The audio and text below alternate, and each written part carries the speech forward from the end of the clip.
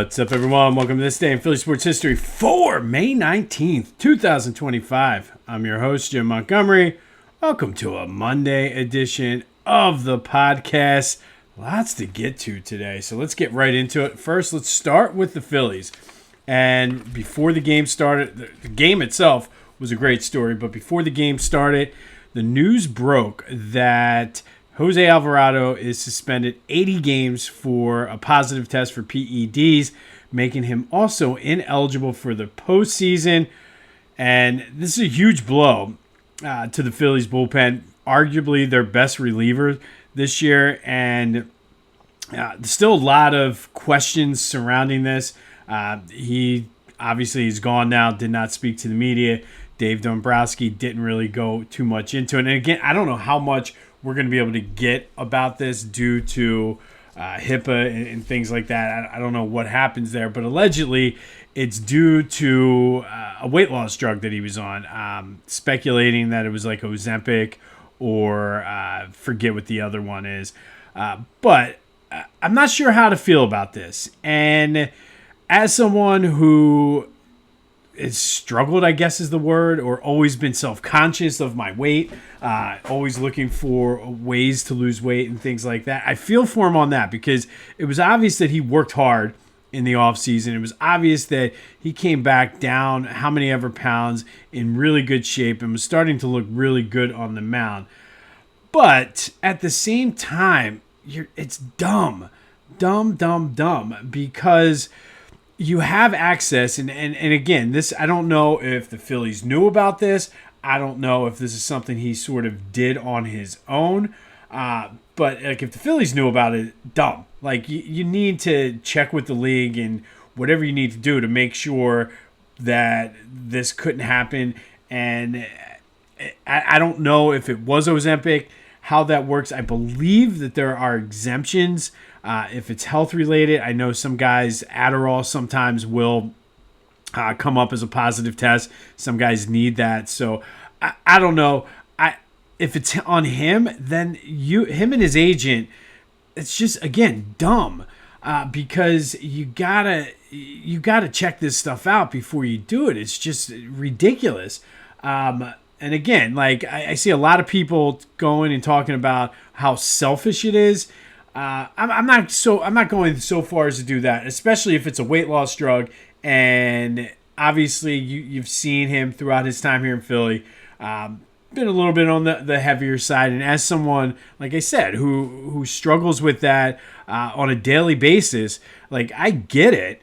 I'm not going to call him selfish for it, but I am going to call you stupid. I am going to call you dumb for not fully checking into this. And this is all speculation because we don't know, because we don't know the full story.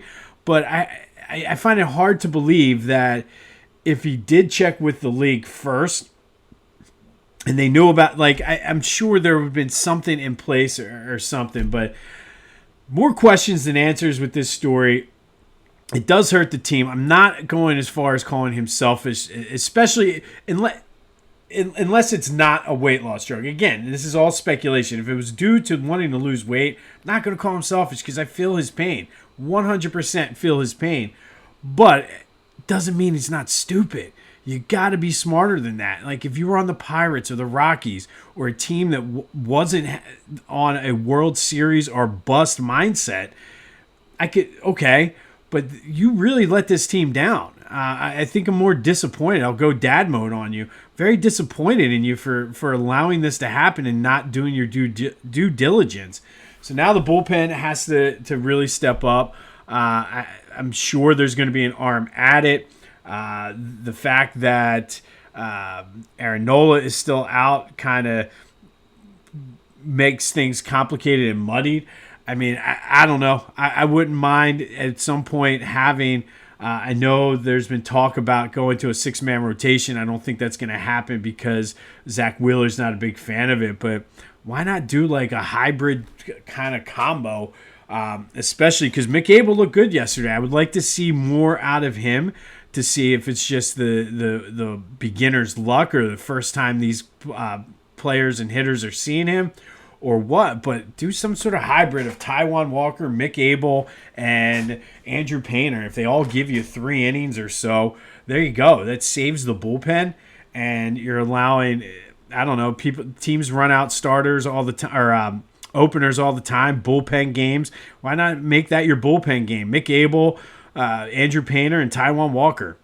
The Phillies will never go for it, but I don't know. So as this story develops, we'll have more on it. But I'm not going to go out and say how selfish Jose Alvarado is if it is, in fact, a weight loss drug that he was using that caused him to test positive. Because I get it, but just dumb.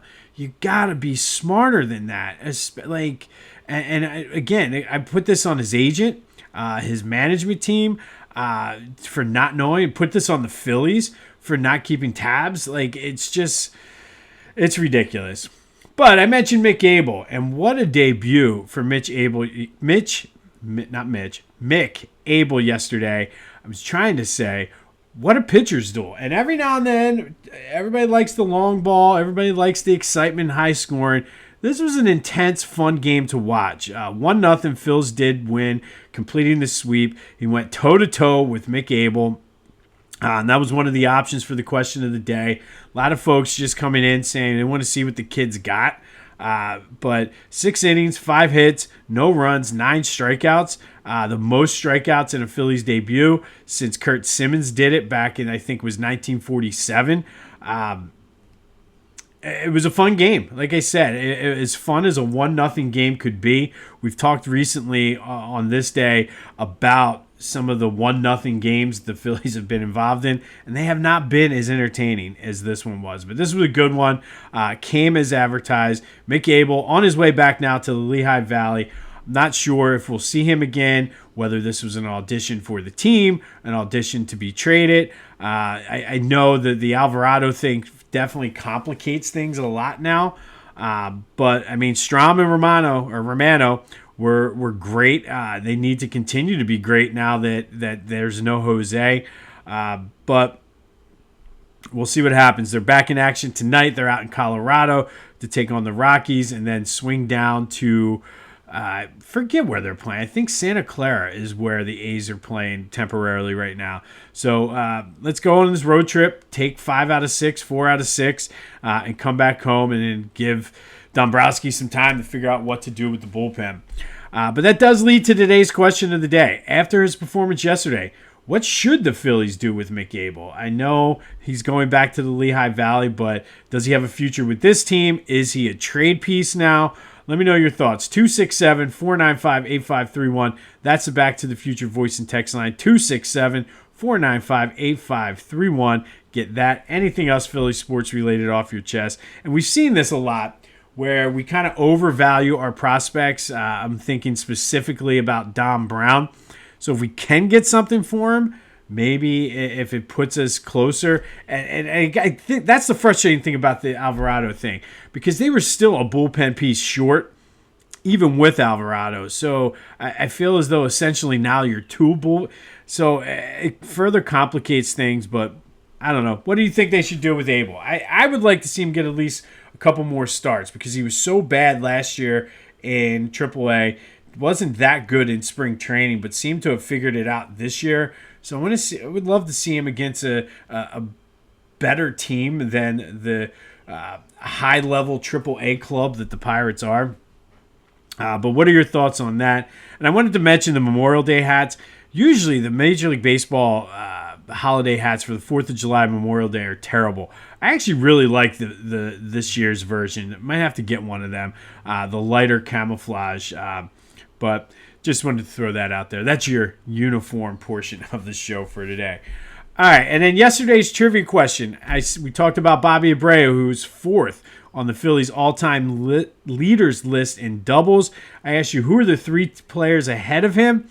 Only one got somebody did get J-Roll, who is number 1 on the list. J-Roll is followed by Mike Schmidt and Ed Delahunty. So there you go, the top 4 leaders in career doubles for the Phillies: Jimmy Rollins, Mike Schmidt, Ed Delahunty, and Bobby Abreu. We'll have another trivia question. This has been fun doing this, so we'll keep it going for at least this week.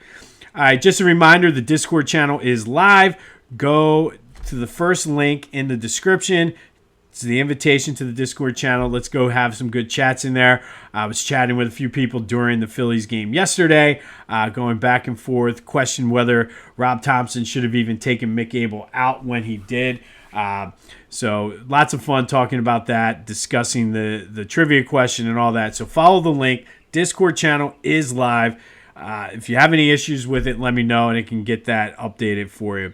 And then be sure to follow me on the rest of my social media, Jimbo_Mont on Twitter and TikTok, on Instagram at PhillyJimbo. Subscribe to the YouTube channel and continue to spread the word as we grow this thing.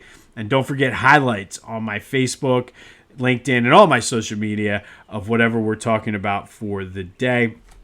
I've been mentioning this, but I'm going to mention again, baseball fans out there, specifically South Jersey, there is an open house at the South Jersey Baseball Hall of Fame on Wednesday night at 6:30 at the William G. Rohr Center at Camden County College. That is in Cherry Hill. Lots of great players are inducted into the South Jersey Hall of Fame, including Andrew Bailey, Raleigh Eastwick, Kid Gleason, Goose Goslin, Hank Greenberg, Mike Trout, and of course, our old pal, Walter French.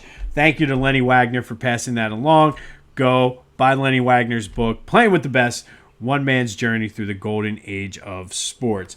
And then I mentioned last week, it was a big deal. We joined the Clashing Conferences Sports Fan Network, and with that opens up many opportunities and things for the podcast, including meeting some new sponsors. I mentioned this late last week. We are going to kind of be working with them, but Lotwin.com, they make custom hype chains. So you've seen everybody with these hype chains, but these things are awesome. You give them, work with them, give them your photos, whatever, their logo, and they'll get it done for you.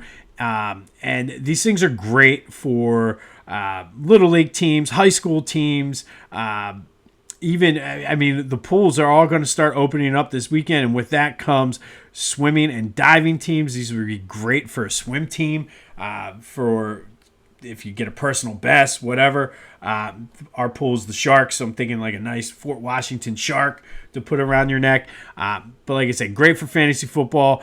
You could do these for groomsmen gift. Just, I mean, they're incredible. The artwork over there and what they can do for these hype chains is just amazing. So go to lotwin.com, LOTWIN.com, and then use the promo code TCCPOD to take 10% off your order. Lotwin.com, TCCPOD for 10% off of your order. All the information is in the description. All right. Kudos to the Eagles, who raised $10 million or over $10 million over the weekend at the Autism Challenge, shattered their record. And to me, the whole autism awareness and autism acceptance movement is, as someone who's in education, it's very important. I work with students all the time who are living with autism. I know people in my personal life, and it's good to just bring the acceptance of this and take the stigma away from it. And the Eagles certainly are doing their part, raising over $10 million in their Autism Challenge. And to me, this is why they are the gold standard in the NFL. I mentioned the Clashing Conferences. Go to clashingconferences.com. See what they have to offer. They're always looking for new members. Get your voice heard. Meet a bunch of like-minded people. Have good discussions.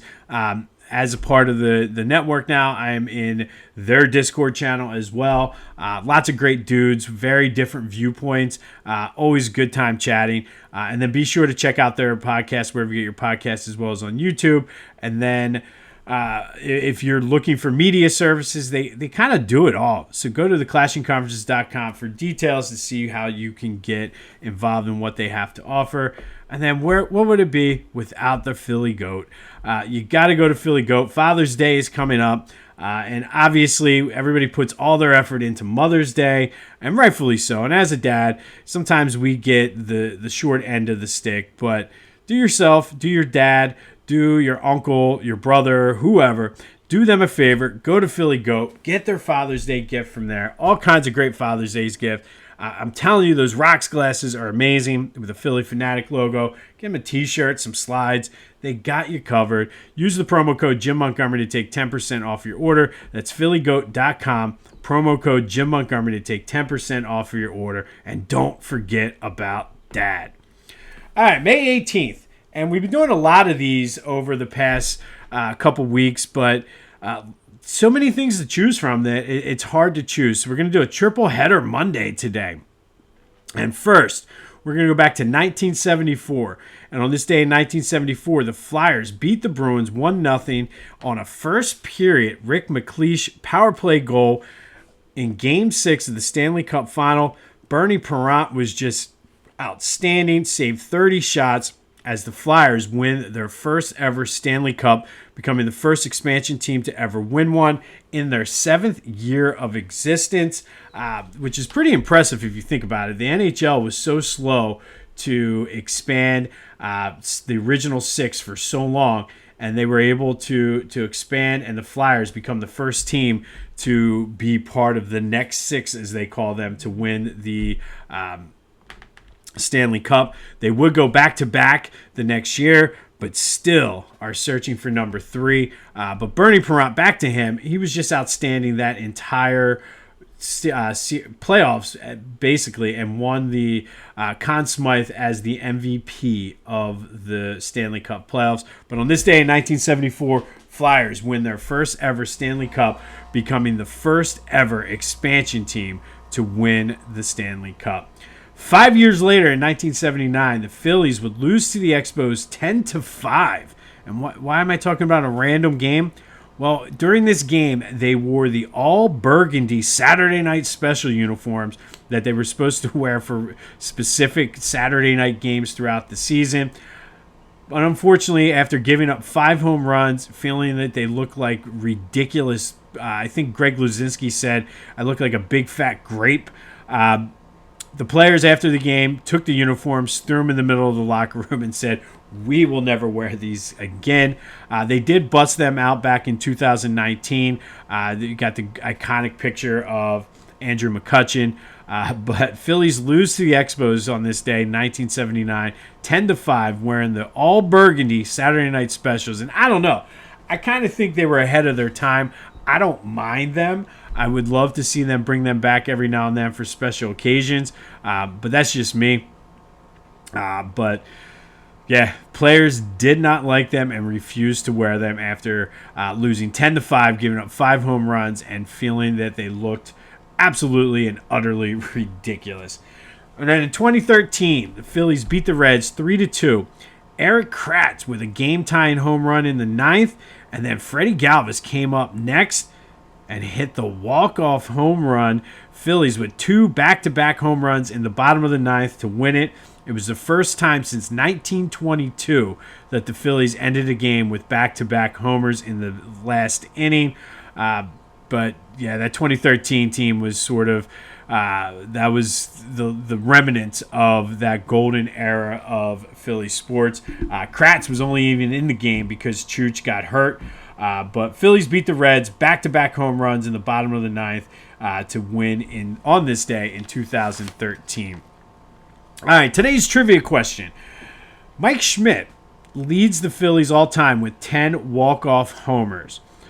But who has the most walk-off home runs in Major League Baseball history? And I will give you a hint. There is a Phillies tie in there. So go to the Discord channel. Hit me up on the Back to the Future voice and text line. If you go to the Discord channel, there is a Philly Sports Trivia channel where I'll post this question. But Mike Schmidt has the most walk-off homers in Phillies history with 10. Who has the most in Major League Baseball history? And there is a Phillies tie. There is your hint. And then finally today, our Philly Sports Summer Playlist. Going to one of the Philly Sports classics here. Eye of the Tiger by Survivor. Released in 1982. It was the theme song for Rocky III. Gotta have that Eye of the Tiger, Rock. Apollo Creed took him out to California to train. You have the awkward high five on the beach. But Eye of the Tiger spent 6 weeks at number 1 on the Billboard Hot 100. 15 weeks in the top 10 altogether. It was a Song of the Year nominee. It was also nominated for an Academy Award for Song of the Year. And truthfully, Eye of the Tiger is a Philly staple. Go to any game, somehow, some way, you will hear Eye of the Tiger. And again, nothing gets the party pumped up and started. We already had Gonna Fly Now. Go Gonna Fly Now right into Eye of the Tiger. You'll be ready to take on whatever challenges your summer brings. Bonus song. I'm going to stick in the Rocky franchise because, truthfully, Rocky and Philly sports go hand in hand.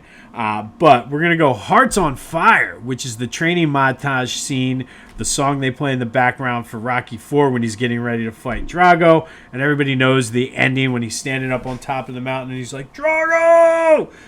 So there you go. Hearts on Fire by John Cafferty is today's bonus song, but Eye of the Tiger is our Philly Sports Summer Playlist song. I got a nice little list going. I've been adding these to Spotify, so at the end of the month, I will share them out. But there are your songs for today's Philly Sports Playlist. On this day in 2013, Phillies hit 2 home runs in the bottom of the ninth to beat the Reds 3-2. 1979, it was the infamous Saturday Night Special all burgundy jerseys that were a flop, which I'm telling you, I think they were ahead of their time. If they came out with them now, I think that would be a big seller. I'd buy a jersey or a t-shirt, whatever, a jersey. And then in 1974, the Flyers beat the Bruins 1-0 to win their first ever Stanley Cup, becoming the first expansion team to win it. Bernie Parent wins the Conn Smythe. We'll have more on the Jose Alvarado situation as it develops. Let me know your thoughts on what the Eagles or the Phillies should do with Mick Abel. I mean, I would like to see him. I don't know where he'll fit in. Maybe if you're going to keep Taiwan and be forced to put Taiwan in the bullpen, you can still do it. Move Taiwan to the or keep Taiwan in the bullpen. Let Mick get another start. I don't know. 267-495-8531. Let me know your thoughts on that. That is today's question of the day. Be sure to let me know who's the Major League Baseball leader in walk-off home runs. And there is a Phillies connection there. All right, this has been This Day in Philly Sports History for May 19th, 2025. My name's Jim Montgomery. Go enjoy your Monday. And until next time, I'll see you when I see you.